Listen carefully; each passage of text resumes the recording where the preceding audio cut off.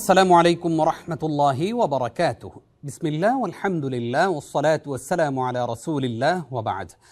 কাছে দূরে বিশ্বজুড়ে যে যেখান থেকে এই মুহূর্তে দেখছেন বাংলাদেশ টেলিভিশন, আপনাদের সকলকে আন্তরিক প্রীতি ও শুভেচ্ছা জানিয়ে শুরু করছি মিনহাজুল কোরআন সিজন 1 এর সেমিফাইনালের আজ প্রথম পর্ব। প্রিয় দর্শক, সেমিফাইনালের আজ প্রথম পর্বে পারফর্ম করবে 3 জন প্রতিযোগী। চলুন শুরুতেই তাদের সঙ্গে আমরা পরিচিত হয়ে নিচ্ছি। সেমিফাইনালিস্ট হিসেবে আজকে পারফর্ম করবে নারায়ণগঞ্জের প্রতিযোগী সাদিকুর রহমান। আমাদের সঙ্গে রয়েছে আরও একজন সেমিফাইনালিস্ট, সিলেটের প্রতিযোগী ইহতেশামুল হক।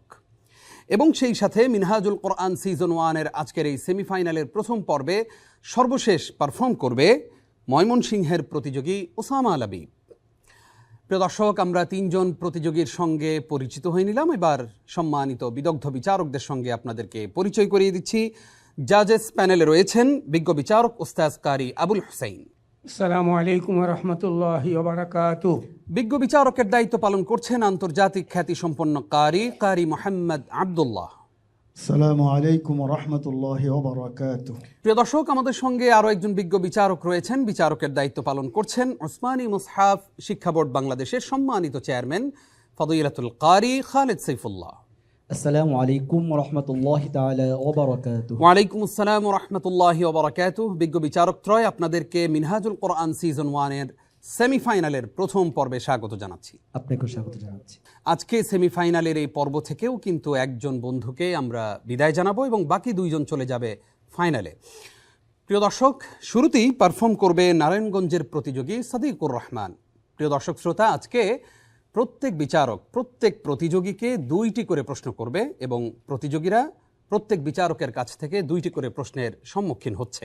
শুরুতেই আসছে সাদিকুর রহমান।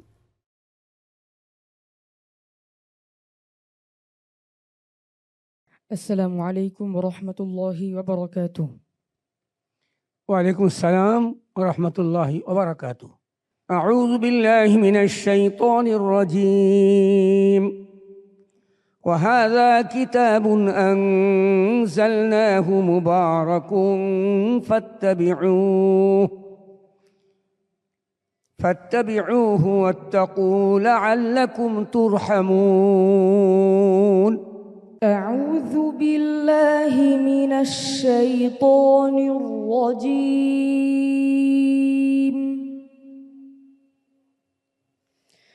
بسم الله الرحمن الرحيم.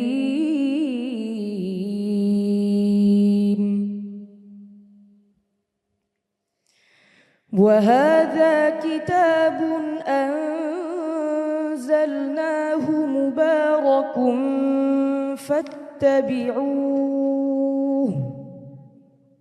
فاتبعوه واتقوا لعلكم ترحمون.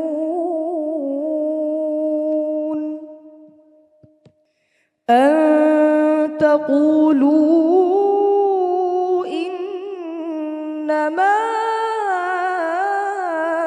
أنزل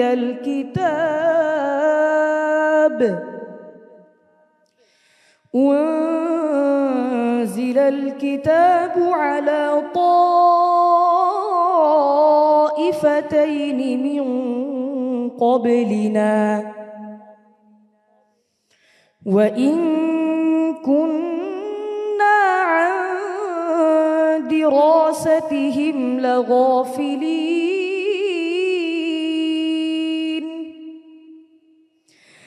أو تقولوا لو أنا أنزل علينا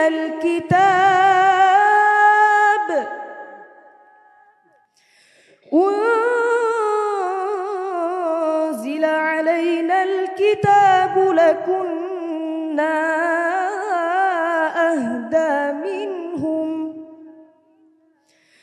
فقد جاءكم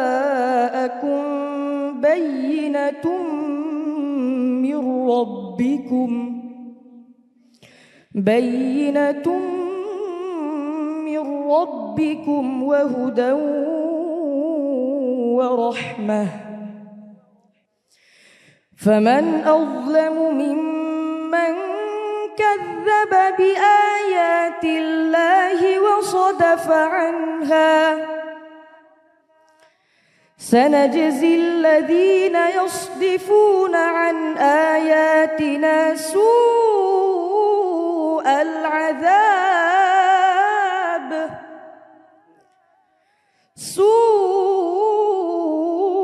العذاب بما كانوا يصدفون هل ينظرون إلا أن تأتيهم الملائكة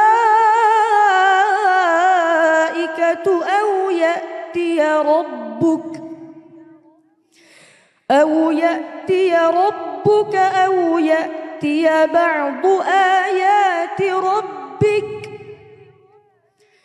يوم يأتي بعض آيات ربك لا ينفع نفسا إيمانها لم تكن آمنت من قبل أو كسبت في إيمانها خيرا قل انتظروا إنا منتظرون. حسبك. أعوذ بالله من الشيطان الرجيم. ولقد استهزئ برسل من قبلك فأمليت للذين كفروا ثم أخذتهم فكيف كان عقاب. أعوذ بالله من الشيطان الرجيم. ولقد استهزئ برسل من قبلك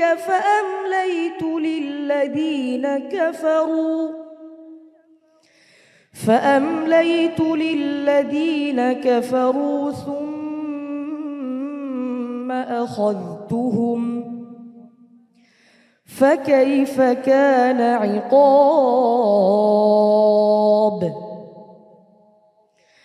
أفمن هو قائم على كل نفس بما كسبت وجعلوا لله شركاء قل سموهم أم تنبئونه بما لا يعلم في الأرض أم بظاهر من القول بل زين للذين كفروا مكرهم وصدوا عن السبيل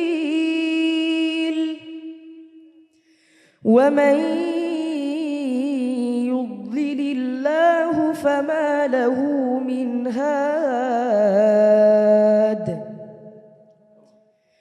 لهم عذاب في الحياة الدنيا ولعذاب الآخرة أشق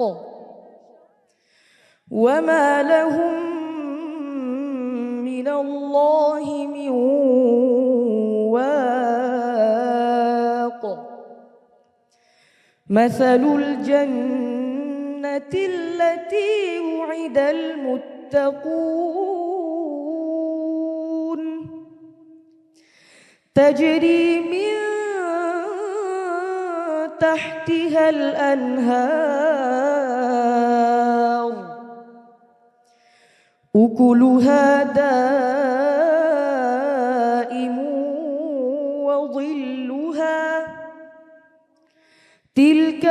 عقبى الذين اتقوا وعقبى الكافرين النار হাসবুক। صدق الله العظيم মাশাআল্লাহ। প্রিয় দর্শক, সেমিফাইনালের প্রথম প্রতিযোগী হিসেবে পারফর্ম করেছে নারায়ণগঞ্জের প্রতিযোগী সাদিকুর রহমান। তার তিলাওয়াত সম্পর্কে এবার মন্তব্য শুনব প্রশ্নকারী উস্তাজ কারি আবুল হুসাইন আপনার কাছ থেকে। সেমিফাইনালে এসে সাদিকুর রহমান আজকে তিলাওয়াত করলো, আপনার কাছে কেমন লেগেছে? আলহামদুলিল্লাহ সুম্মা আলহামদুলিল্লাহ। দুইটি প্রশ্নের কারণে তার একটু সাহস তেজ বেড়ে গেছে, মানে সে পুরোপুরি প্রস্তুতি নিয়ে আসছে সেমিফাইনাল। মাশাল্লাহ, আগাগোড়া যা তেলাওয়াত হয়েছে, দেশবাসী বিশ্ববাসী খুশি হবেন আল্লাহর কালামের বরকতে।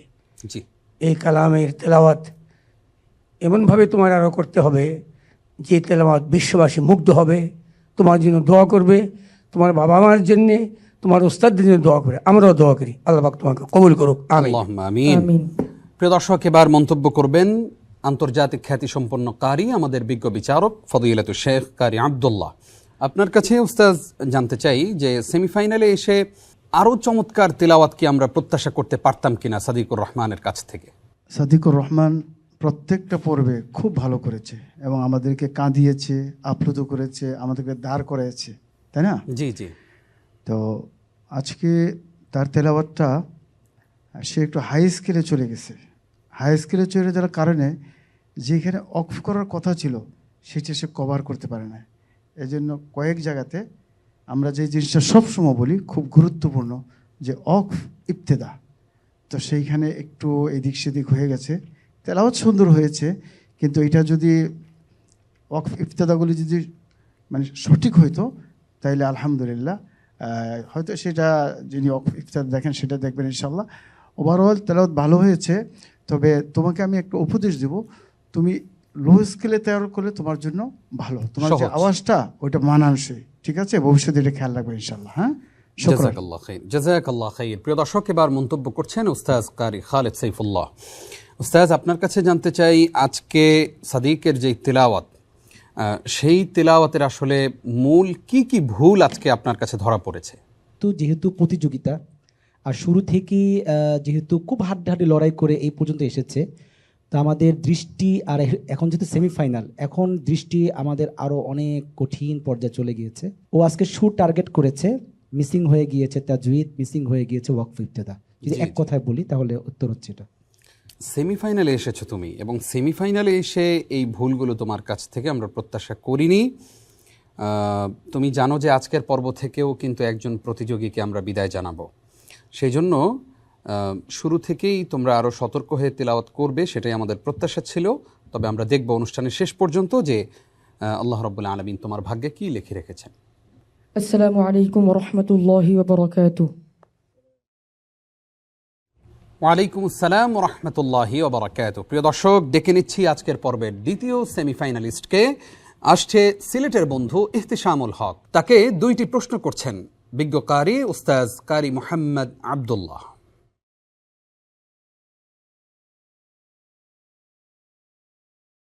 السلام عليكم ورحمة الله وبركاته ওয়ালাইকুম আসসালাম ওয়া রাহমাতুল্লাহি ওয়া বারাকাতুহু।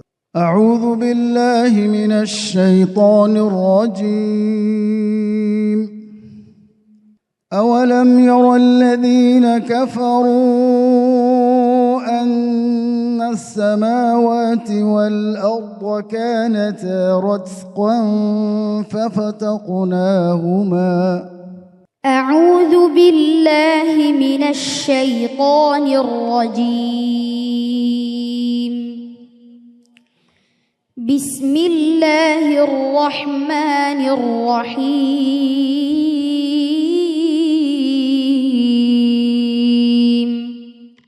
أولم ير الذين كفروا أن السماوات والأرض كانتا رتقا ففتقناهما وجعلنا من الماء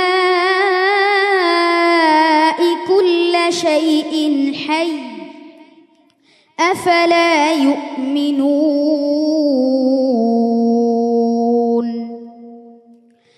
وجعلنا في الأرض رواسي أن تميد بهم وجعلنا فيها فجاجا سبلا لعلهم يهتدون وجعلنا السماء سقفا محفوظا وهم عن آياتها معرضون وهو الذي خلق الليل والنهار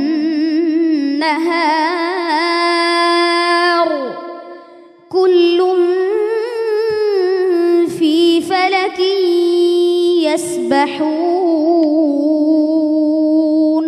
আবার পড়ো এই তেলাওয়াতটা, এই আয়াতটা আবার পড়ো। ওয়াহুয়াল্লাযী খালাকাল লাইলা وهو الذي خلق الليل والنهار والشمس والقمر كل في فلك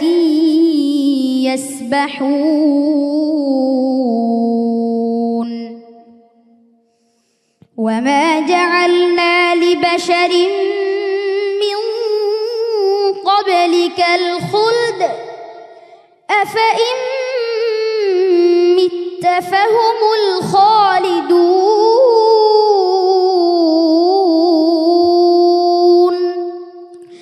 كل نفس ذائقة الموت ونبلوكم بالشر والخير فتنة وإلينا ترجعون حسبك. أعوذ بالله من الشيطان الرجيم. والذين كفروا وكذبوا بآياتنا فأولئك لهم عذاب مهين. أعوذ بالله من الشيطان الرجيم. والذين كفروا وكذبوا بآياتنا فأولئك لهم عذاب مهين. والذين هاجروا في سبيل الله ثم قتلوا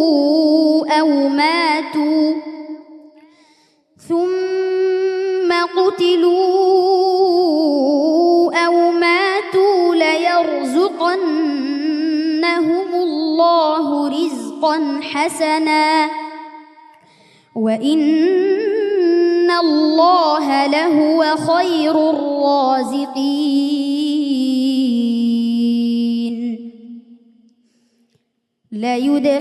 ليدخلنهم مدخلا يرضونه وإن الله لعليم حليم. ذلك ومن عاقب بمثل ما عوقب به ثم بغي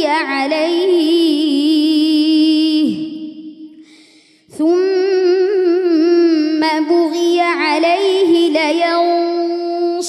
لينصرنه الله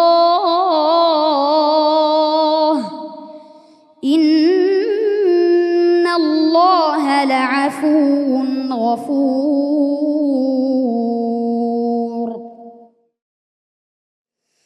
ذلك بأن الله يولج الليل في النهار ويولج النهار في الليل ويولج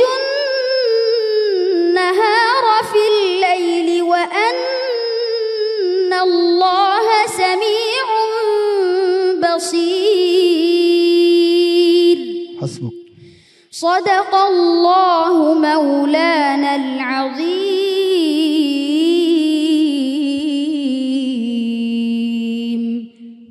ইহতিশামের এই তিলাওয়াত সম্পর্কে এবার মন্তব্য শুনতে চাইব উস্তাজ কারি আব্দুল্লাহ আপনার কাছ থেকে। আমার কাছে মনে হয়েছে যে বিগত রাউন্ডগুলোতে ইহতিশাম যেই পাওয়ার নিয়ে, যেই শক্তি নিয়ে তেলাওয়াত করেছিল, আজকে সব কিছুকে পেছনে ফেলে দিয়ে নতুন উদ্যমে আজকে আমাদেরকে তেলাওয়াত শুনিয়েছে। আপনার কাছে তার তিলাওয়াত সম্পর্কে মন্তব্য জানতে চাই।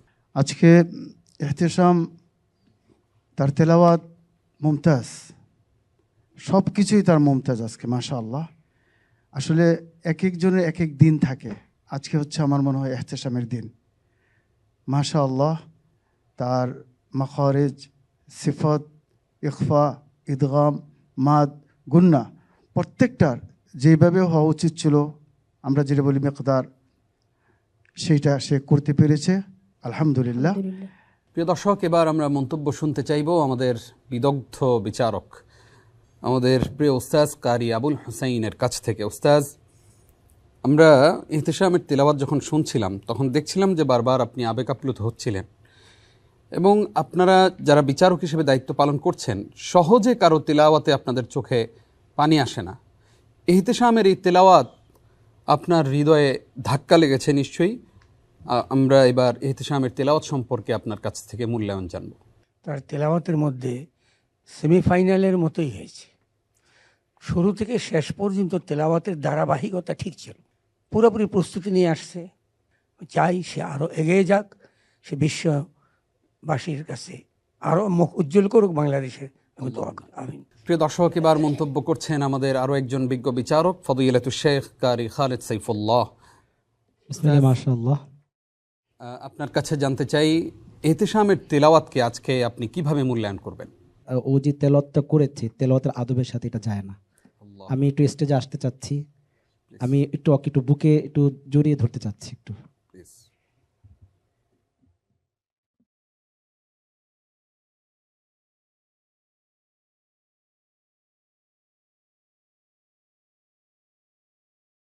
আমরা দেখছি যে আমাদের প্রতিযোগী ইহতিশামকে বুকে জড়িয়ে নিচ্ছেন আমাদের বিজ্ঞ বিচারক উস্তাজ কারি খালেদ সাইফুল্লাহ।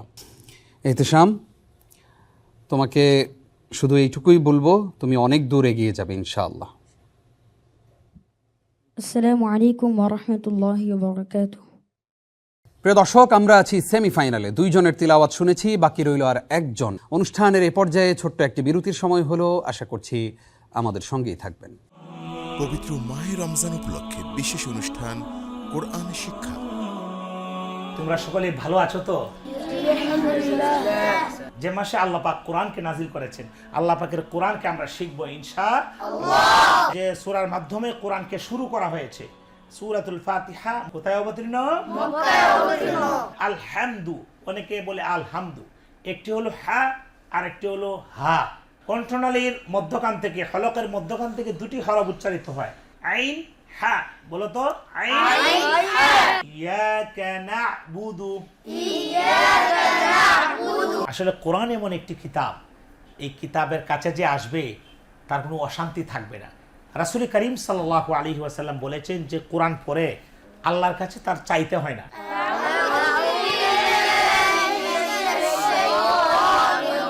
উপস্থাপনা মুফতি ইনামুল হক সিদ্দিকী, প্রযোজনা মামুন মাহমুদ, সৈয়দা ফারহানা হাসান এবং গোলাম মোর্শেদ। দেখবেন রমজান মাসের প্রতিদিন বিকাল 4টায়।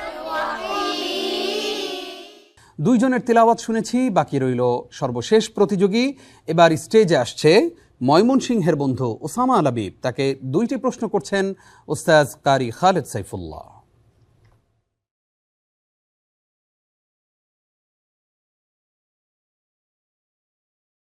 السلام عليكم ورحمة الله وبركاته. ওয়ালাইকুম আসসালাম ওয়া রাহমাতুল্লাহি তাআলা ওয়া বারাকাতুহু। আউযু বিল্লাহি মিনাশ শাইতানির রাজীম। তাবারাকাল্লাযী ইন শাআ জা'আলা লাকা খায়রাম মিন যালিকা জান্নাতিন তাজরি মিন তাহতিহাল আনহার جنات تجري من تحتها الأنهار ويجعل لك قصورا. أعوذ بالله من الشيطان الرجيم.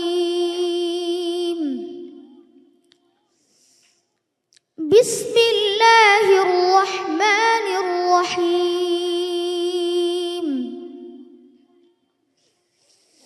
تبارك الذي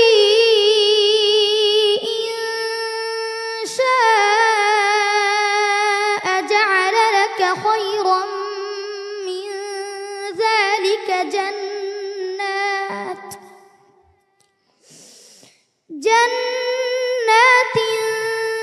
تجري من تحتها الأنهار ويجعل لك قصورا. بل كذبوا بالساعة وأعتدنا لمن كذب بالساعة سعيرا. إذا رأتهم من مكان بعيد سمعوا لها تغيظا وزفيرا. وإذا ألقوا منها مكانا ضيقا مقرنين دعوا هنالك ثبورا. لا تدعوا اليوم ثبورا واحدا ودعوا ثبورا كثيرا. قل أذلك خير أم جنة الخلد التي وعد المتقون كانت لهم جزاء ومصيرا. لهم فيها ما يشاءون خالدين. كان على ربك وعدا مسئولا. ويوم يحشرهم وما يعبدون من دون الله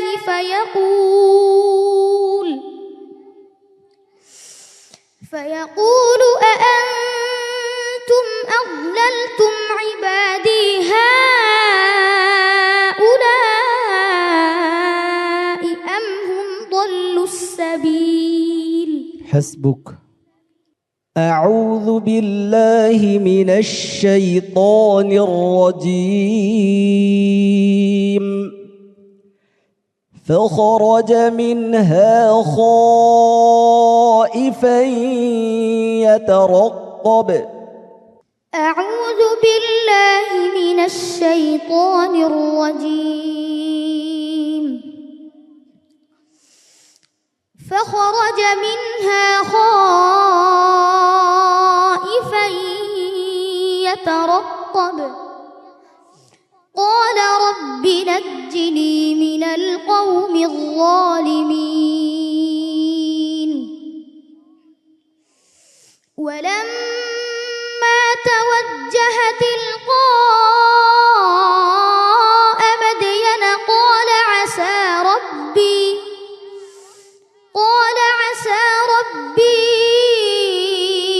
أن يهديني سواء السبيل.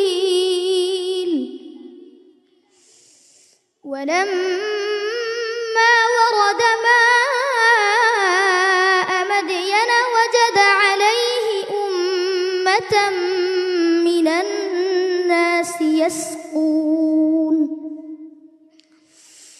ووجد من دونهم امرأتين تذودان. قال ما خطبكما؟ قالتا لا نسقي حتى يصدر الرعاء وأبونا شيخ كبير فسقى لهما ثم تولى إلى الظل فقال رب إني لما أنزلت إلي من خير فقير فجاءته إحداهما تمشي على استحياء قالت إن أبي يدعوك ليجزيك أجر ما سقيت لنا فلما جاءه وقص عليه القصص قال لا تخف نجوت من القوم الظالمين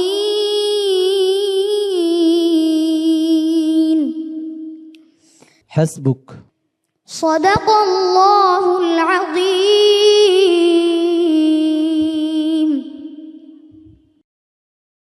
খুদে কোরআন হাফেজ ময়মনসিংহের বন্ধু ওসামা লাবিবের কণ্ঠে চমৎকার তিলাওয়াত শুনলাম। আমরা এবার মন্তব্য জানতে চাইব ফদিলাতুশ শেখ কারি খালেদ সাইফুল্লাহ আপনার কাছ থেকে। আপনি প্রশ্ন করেছেন এবং আমি যতদূর বুঝেছি দুইটি প্রশ্নই অনেক কঠিন ছিল, কিন্তু সে অবলীলায় সেই জবাব আপনাদের সামনে দিয়ে গেল। সেমিফাইনালে এসে ওসামা লাবিবের পারফরমেন্স সম্পর্কে আপনি এবার মূল্যায়ন করবেন। মাহে রমাদান মাসের এই জার্নিটা তো আর ছোট্ট কোনো জার্নি না, অনেক বড় একটা জার্নি। আমরা বড়রাই তো ক্লান্ত হয়ে যাই, জি জি। আর এই ছোট্ট ছোট বাচ্চারা এই মাহে রমাদান মাসে এই মানে দিনের পর দিন এভাবে মেহনত করে করে এই পর্যায়ে এসেছে, কিছুটা ক্লান্তিবোধ কিছুটা অবসাদ আসবেই। তারপরেও ওই ক্লান্ত শ্রান্ত দেহে আমাদেরকে সে যে তেলাওয়াত উপহার দিয়েছে, সত্যিকার অর্থে মাশাআল্লাহ সে তার স্থান থেকে চেষ্টা করেছে। তবে যেহেতু সেমিফাইনাল, তো সেই স্থানের দৃষ্টিকোণ থেকে যদি বলি তাহলে সেই চেষ্টাটা বা সেই আবেগটা যদি আরেকটু যদি অ্যাপ্লাই করতে পারতো তাহলে মনে হয় নুরুন আলা নূর হতো। তারপরে দেখা যাক ইনশাআল্লাহ কি হয়। এবার আমরা মন্তব্য শুনতে চাইবো ওস্তাদ কারি আব্দুল্লাহ আপনার কাছ থেকে। ওসামা লাবিব সেমিফাইনালে এসে কেমন করলো? সে তার জায়গা থেকে পরিপূর্ণ দেওয়ার চেষ্টা করেছে এবং সে দুই এক জায়গাতে একটু শ্বাসের একটু প্রবলেম ছিল, কিন্তু তারপর ওভারঅল সে খুব ভালো করেছে। জাযাকাল্লাহ। বারাকাল্লাহু ফিক। এবার আমরা মন্তব্য শুনতে চাইবো ওস্তাদ কারি আবুল হোসেন হাফিজাহুল্লাহর কাছ থেকে। সে অনেক সুন্দর তেলাওয়াত করেছে। ছোট্ট মানুষ, ছোট্ট বন্ধু, তার শ্বাস প্রশ্বাস ছোট হইতে যেহেতু ছোট, জি জি, তার শক্তি তারপরও সে ইয়াদ এবং গ্রামার সব কিছু ঠিকঠাক করে, মাদ গুন্না ইখফায়েজার সব ঠিকঠাক করে পড়েছে। আশা করি অদূর ভবিষ্যতে তা অনেক ভালো করবে। তোমার জন্য অনেক অনেক দোয়া, তুমি রেজাল্টের জন্য অপেক্ষা করো। আসসালামু আলাইকুম ওয়া রাহমাতুল্লাহি ওয়া বারাকাতুহু। কিছুক্ষণের মধ্যেই আমরা আজকের ফলাফল জানতে পারবো। আমরা দেখতে পাচ্ছি আমাদের বিজ্ঞ বিচারকত্রয় ফলাফল তৈরি করছেন। অনুষ্ঠানের এ পর্যায়ে ছোট্ট একটি বিরতি নিচ্ছি, বিরতির পর ফলাফল নিয়ে ফিরছি।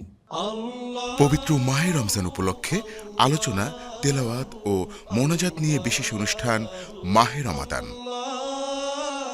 আপনাদের সকলকে স্বাগত জানাই, মোবারকবাদ জানাই পবিত্র মাহে রমাদানের এই শেষ প্রান্তে এসে আমি ডক্টর ফখরুল আশিকি। আউযু বিল্লাহি মিনাশ শাইতানির রাজীম।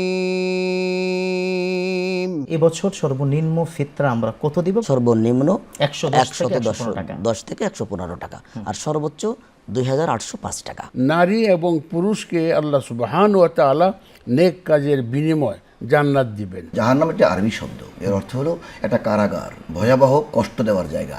কুল্লামা উলকিয়া ফিহা ফাওজুন সাআলাহুম। ডিভাইসের প্রপার ইউটিলাইজেশনটা আমরা করতে পারছি কিনা, এইটা হচ্ছে মূল পয়েন্ট। যে এইটা করতে পারছি না বলেই কিন্তু আমাদের নানান রকমের ডিসঅর্ডারগুলো তৈরি হচ্ছে সোসাইটিতে। আল্লাহ তুমি তো ক্ষমাশীল। এই যে আল্লাহর রাসূলের শেখানো দোয়া, এর চেয়ে চমৎকার দোয়া পৃথিবীতে আর কিছুই হতে পারে না। জেন জি যারা আছে এরা যে খুব ডিরিল হয়ে যাচ্ছে কিংবা কি কারণে হয়ে যাচ্ছে, এদেরকে নিয়ে একটু আলোচনা কেন করা হয় না? খতিবগণ যারা আছেন উপস্থাপনা ডক্টর মাওলানা ফখরুল ইসলাম আশিকি, প্রযোজনা মোহাম্মদ তানভীর আহমেদ খান। দেখবেন 21 রমজান থেকে প্রতিদিন বিকাল 5:30 আল্লাহ তুমি দয়া করে আমাদেরকে ক্ষমা করে দাও। আমার হাতে ফলাফল চলে এসেছে, তবে ফলাফল ঘোষণা করার পূর্বেই আমি আজকের 3 জন প্রতিযোগীকেই স্টেজে আসার আমন্ত্রণ জানাচ্ছি। প্রিয় দর্শক, আমাদের ওসামা লাবিব আমরা দেখতে পাচ্ছি বিজ্ঞ বিচারকদের রায়ে আমাদের সাথে পরবর্তী রাউন্ডে তুমি যাচ্ছ না। তোমার জন্য অনেক খারাপ লাগছে।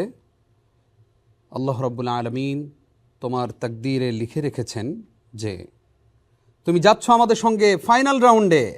আলহামদুলিল্লাহ। আলহামদুলিল্লাহ। তুমি খুশি হওনি? আলহামদুলিল্লাহ।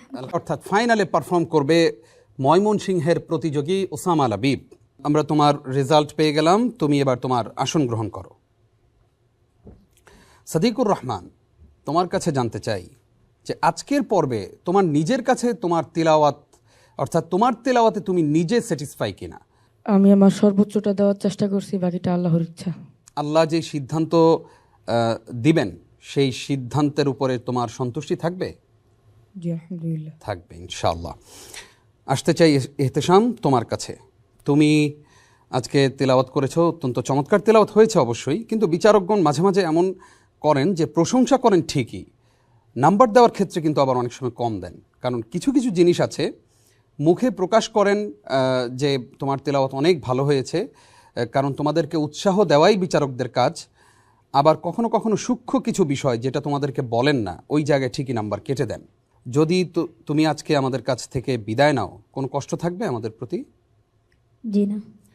প্রিয় দর্শক, এহতেশামুল হক এবং সাদিকুর রহমান দুইজনই অত্যন্ত চমৎকার তেলাওয়াত আমাদেরকে উপহার দিয়েছে আজকে, কিন্তু বিজ্ঞ বিচারকদের রায়ে আমরা এই দুইজনের একজনকে আজকে বিদায় জানাচ্ছি।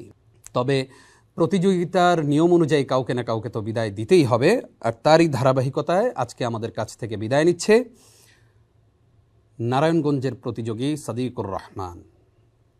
সাদিক, তোমার কাছে আমরা আজকে অনেক চমৎকার তেলাওয়াত প্রত্যাশা করেছিলাম, এবং আজকে যেই 3 জন তোমরা প্রতিযোগী, তাদের মধ্যে আমার দৃষ্টিকোণ থেকে তুমি সবচেয়ে ভালো তেলাওয়াত করতে, এবং বিগত রাউন্ডগুলোতে অত্যন্ত চমৎকার তেলাওয়াত আমাদেরকে উপহার দিয়েছো। সেমিফাইনালে এসে আজকে তুমি একটু তোমার তেলাওয়াতে তুমি ছন্দ পতন ঘটিয়েছো, এর কারণ কি? অসুস্থ। আল্লাহ রাব্বুল আলামিনের কাছে দোয়া করি সাদিকুর রহমান, আজকে যে তুমি আমাদের কাছ থেকে বিদায় নিচ্ছ, এই বিদায় যেন শেষ বিদায় না হয়।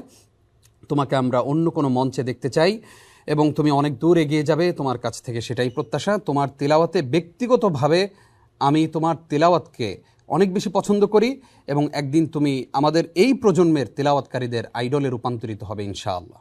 আমরা সাদিকের এই বিদায় আমরা চাচ্ছি 3 জন স্টেজে এসে আমরা তাকে বিদায় দিতে। প্লিজ, আহলান ওয়া সাহলান। প্রিয় দর্শক, আমরা দেখতে পাচ্ছি আমাদের 3 বিদগ্ধ বিচারক, 3 জন বিজ্ঞ বিচারক স্টেজে চলে এসছেন। সাদিকের বিদায়ে আমাদের ওস্তাদদের মনেও কষ্ট লাগছে ঠিকই। প্রিয় দর্শক, আমাদের এই সাদিকের জন্য আমাদের প্রবীণ ওস্তাদ কারি আবুল হোসাইন তিনি দোয়া করে দিচ্ছেন, এবং বাকি 2 জন বিচারকও তাকে সমবেদনা জানাচ্ছেন। তার ভবিষ্যৎ উজ্জ্বল, প্রত্যেক বিচারক বিভিন্ন রাউন্ডে বলেছেন।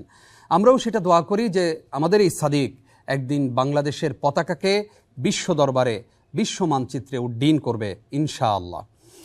জাযাকুমুল্লাহ খাইর। উস্তাদ, আপনারা কষ্ট করে এসছেন, এবং সাদিক তুমি উস্তাদদের কাছে দোয়া চেয়ে নাও।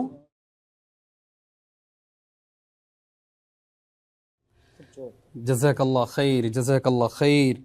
প্রিয় দর্শক, সাদিকুর রহমান আমাদের কাছ থেকে বিদায় নিচ্ছে, এবং সেই সাথে সাদিককে আমরা হারাচ্ছি ঠিকই, কিন্তু আমাদের সঙ্গে ফাইনালে চলে যাচ্ছে ইহতেশামুল হক। আলহামদুলিল্লাহ। আলহামদুলিল্লাহ, আলহামদুলিল্লাহ। তোমাকে অভিনন্দন, তোমার জন্য অনেক অনেক শুভকামনা। আমরা দেখতে চাই যে ফাইনালেও তুমি দুর্দান্ত পারফর্ম করবে এবং দারুণ এক তিলাওয়াত আমাদেরকে উপহার দেবে ইনশাআল্লাহ।